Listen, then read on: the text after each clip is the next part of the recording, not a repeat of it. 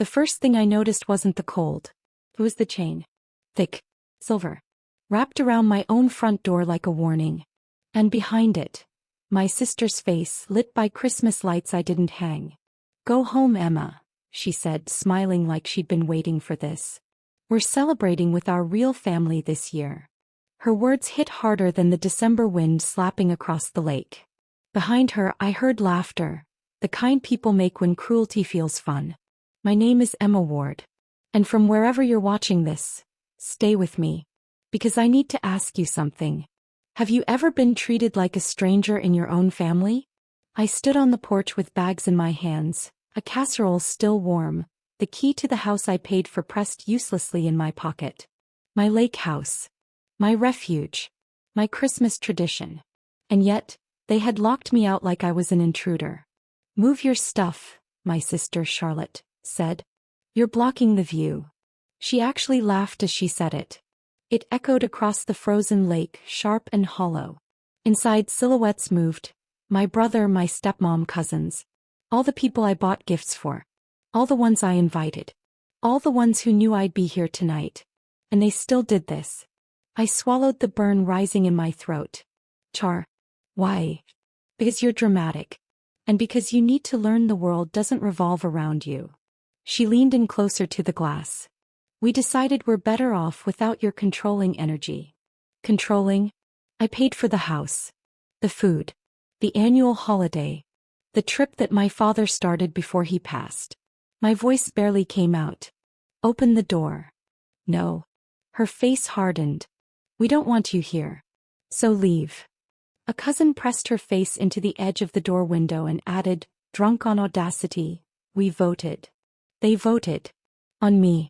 I felt something snap inside so quietly I almost missed it. A tiny clean break. I tried one more time. "Dad wanted us to spend Christmas together." Charlotte's lips curled. "Dad wanted a lot of things. He's not here." A wave crashed in my chest, violent and sickening. They weren't just excluding me. They were erasing me. Behind them, music started. My father's favorite playlist. His old Christmas vinyls digitized into a cheap Bluetooth speaker. They were using his memory to celebrate the holiday they were denying me. I set the casserole down in the snow. My gloves shook. "You made your choice," my sister said. "Respect ours." The chain clinked as she tightened it, as if sealing their decision. I took a step back. Then another. The lake wind sliced through me, but something else burned hotter. Cleaner. Resolve. I reached for my phone. "Who are you calling?" Charlotte taunted. I met her eyes through the glass. "Someone who respects the law." Her smile faltered for the first time. Because I wasn't calling a friend. I wasn't calling family. I called 911. And that was the moment the night, and the truth began to crack open. The dispatcher's voice was calm, almost gentle. "Ma'am, what's your emergency?" I stared at the chained door, at the silhouettes pretending not to notice me now that things were getting real. "My family won't let me into my own home," I said, breath fogging in the frozen air. "They've locked me out. This is my property." Behind the door, I saw Charlotte's expression change, just slightly. Fear slipping like a crack under ice. The dispatcher asked my address. I gave it. "Units were already close," she said. The wind howled across the lake as I stood there, bags at my feet, lights flickering behind the windows like a taunt. I wasn't crying. Not yet. I was just still. As if every memory of every Christmas spent here with Dad was curling into smoke. Inside, someone turned down the music. A voice, my brother Aaron's, muttered something sharp. A scuffle. Then Charlotte again. "She won't do it. She's bluffing." I wasn't. The red and blue lights broke through the trees like a tide. 2 sheriff deputies rolled up the driveway, tires crunching on frozen gravel. They stepped out, hands resting lightly on their belts. Not aggressive, just authoritative. One of them, a woman with snow still melting on her jacket, came to me first. "You the homeowner?" "Yes." She glanced at the chained door, at the crowd gathering behind the glass, faces now pale in the flashing lights. "Let's get this sorted." They knocked. Firm. Visual. The house went silent. Charlotte cracked the door open just enough for her face to show. "Officers.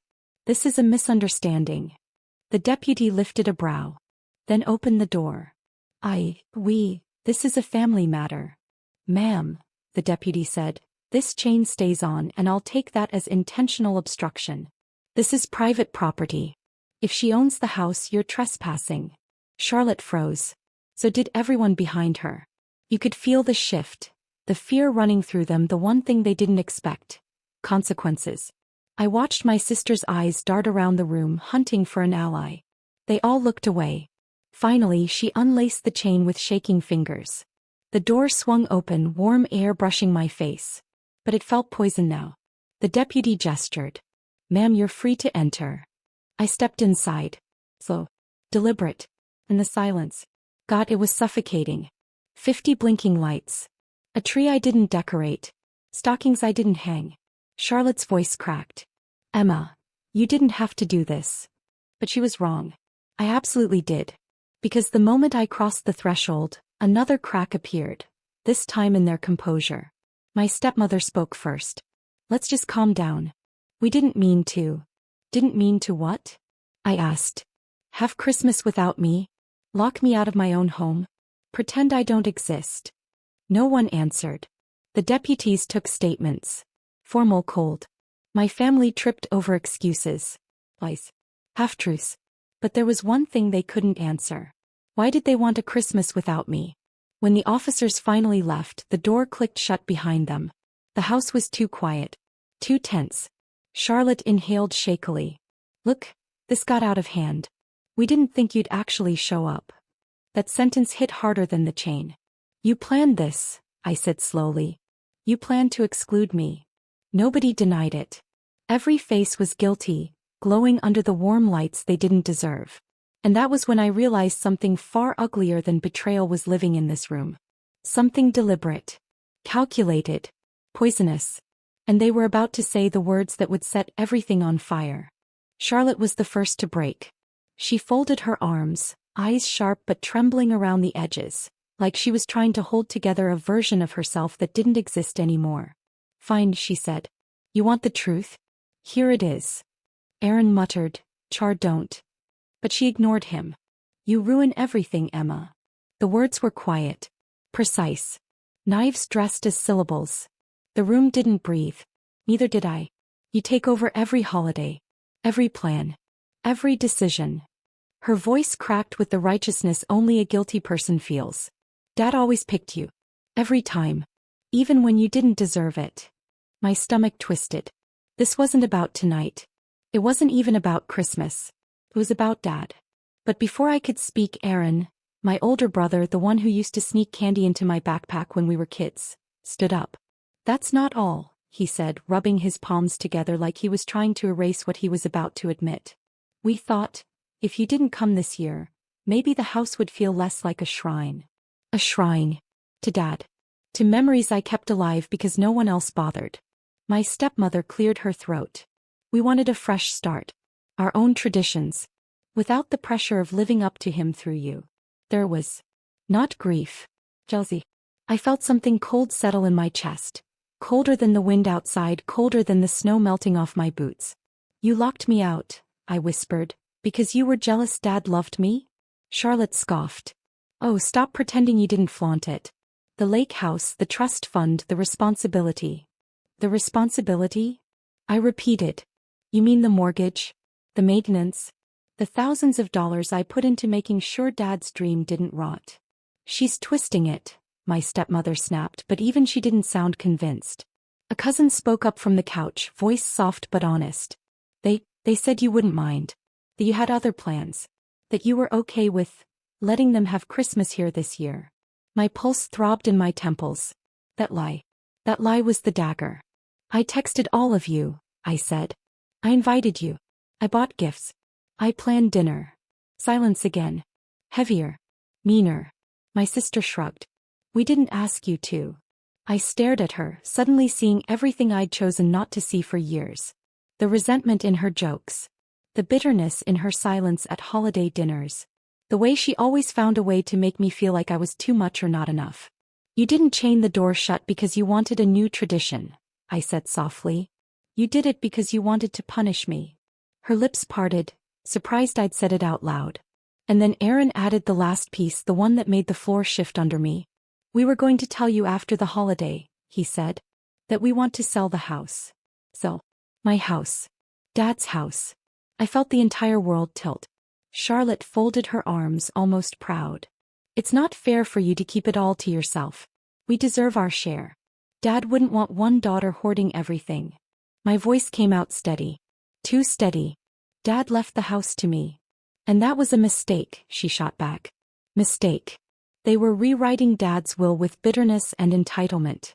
The lights on the tree flickered, casting shadows across faces I barely recognized anymore. My throat tightened, but not with grief this time. With clarity. You want to sell it? I said quietly. Over my dead body. Charlotte smirked. We'll see. And that's when I knew. This wasn't a family conflict. This was war. I didn't cry. Not yet. But inside something had shifted, like the air before a storm. I could feel it in my hands, in the way my fingers curled around the edge of the table, in the tightness of my jaw. They thought they had the upper hand. They thought chaining me out and whispering lies was enough. They were wrong. I went upstairs, ignoring their stares, ignoring the tension that thickened every breath. My father's study. His sanctuary. The room smelled like cedar and paper like him. And there, tucked in the top drawer of his desk, was the thing I had been waiting for, his old ledger. Every account, every investment, every emergency fund he'd set up for me in the house. $250,000 in a savings account he'd left untouched for years. And a legal folder carefully labeled, Emma's inheritance. I didn't take a moment. I snapped photos. Every page. Every number. Every line. Evidence. Then I opened the laptop. Bank transfers, account passwords, property deeds. Everything. I knew exactly how much they had tried to hide. Exactly how they had planned to twist the law against me. I heard footsteps behind me. Emma. Charlotte's voice floated up the stairs. Tentative. Third. I didn't answer. I took the ledger, the laptop, my phone, and my father's old briefcase. I carried them downstairs like a weapon. The living room had grown colder.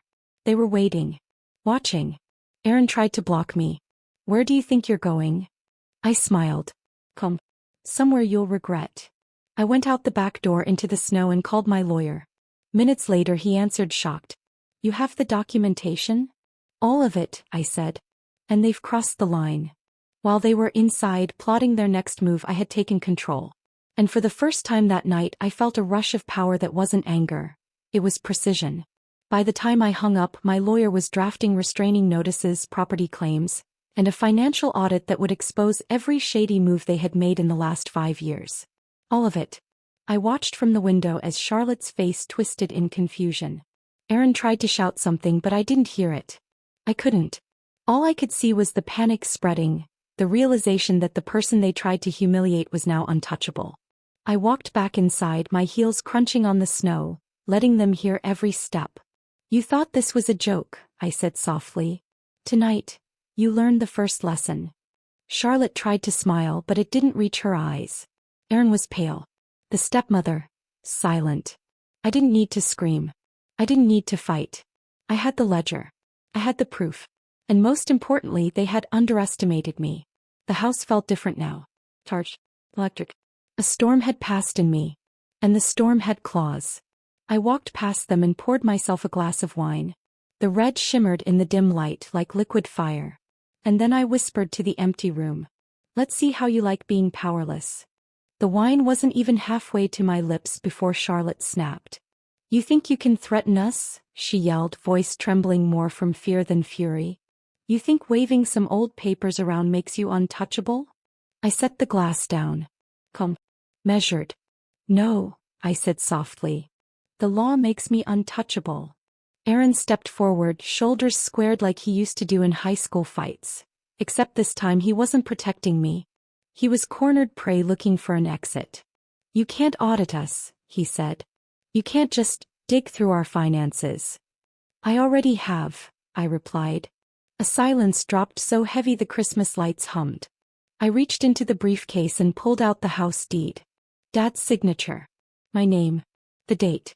I held it up between us, letting the glow from the tree illuminate the ink like something sacred. "This house," I whispered, "is mine. Wiggly. Fully. And permanently." My stepmother's composure cracked first. Her face drained of color. "That's impossible," she breathed. "Your father promised." "He promised truth," I cut in. "And he wrote it down." I didn't need to raise my voice. "Truth doesn't need volume, only clarity." Charlotte scoffed, but it sounded weak. "So what? You going to evict your own family?" I let the silence answer for me. Her face fell. "You wouldn't," she whispered. But she didn't believe her own words, and I could see the moment realization hit her like a slap. "I wouldn't have," I said gently. "But you chained me outside my own house in the snow. You humiliated me. You lied about me. You tried to take what Dad gave me." My voice steadied, iron beneath velvet. "So yes, I absolutely would." Aaron swore under his breath. My stepmother leaned on the armchair like her knees were failing. Charlotte stared at me like she didn't recognize me, like she was seeing me clearly for the first time. "Good." I picked up the remote on the table. Clicked the TV on. Muted. The reflection on the screen showed all of us. Me standing tall. Them shrinking like wilted ornaments. "Let me tell you what happens next," I said. Their eyes fixed on me wide, terrified. 1. My lawyer files a trespassing summary. Temporary at first. Permanent if you push me. A gasp. 2. A financial audit reveals any misuse of Dad's accounts. Any missing funds. My eyes cut to Aaron. He looked away. 3. I file a cease and desist on any attempt to sell this property. Because you can't sell what you don't own. And 4. I let the moment stretch. Final. Tomorrow morning each of you will receive a notice. It will give you 7 days to retrieve your belongings from this house. Charlotte's jaw dropped. "You're kicking us out on Christmas?" I leaned forward just slightly, voice a soft blade. "You kicked me out first." For a moment, the only sound in the house was the faint crackle of the fireplace. Something warm in a room that had frozen over long before winter arrived. But then something else happened. Something subtle. Something beautiful. The house shifted. Like the walls themselves were exhaling for the first time all night. Like Dad's presence, his memory, was finally aligning behind me. This was still his home. And maybe it still remembered who loved it most. Charlotte's voice broke. "You're really doing this?" "Yes," I said. And the floor felt steady beneath me. Steady like justice. I picked up my wine again. Took a slow sip. "And this," I murmured. This was the mercy. Their faces twisted, fear blooming like frost on glass. Because they had no idea what part 2 of my plan looked like. Not yet did I slept that night with the house quiet around me, but my mind didn't rest. Every betrayal, every lie, every moment I had ignored over the years replayed like a film with the sound turned up. And I realized something. Forgiveness wasn't part of my plan. Morning came crisp and sharp, the lake frozen over like glass. I watched from the window as my family gathered, whispering, panic stitched into their faces. Charlotte clutched a mug like it was a lifeline. Aaron paced. My stepmother wrung her hands in silence. I didn't rush. I didn't need to. I let the tension marinate. Then my phone rang, my lawyer. "Everything's filed," he said. "They're in for a full audit. Trespassing notice delivered. Cease and desist registered. Emma, they're screwed." I smiled. Not smugly. Not cruelly. Just satisfied.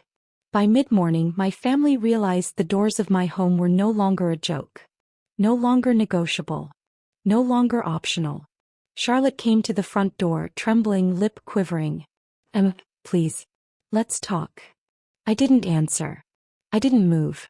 I watched her face collapse into panic as she read the official notice taped to the door. It was poetic in a way I had never imagined. The law had become my weapon and the house, Dad's house, was my shield. Aaron banged on the door. "Emma, this isn't you. You're better than this." I leaned against the wall, voice calm, deliberate. Better than what? Being chained outside my own home? Being treated like I didn't exist? Their words, their excuses, They all rang hollow now. The auditor arrived before noon. He walked through the house, flipping through ledgers, statements, transfers.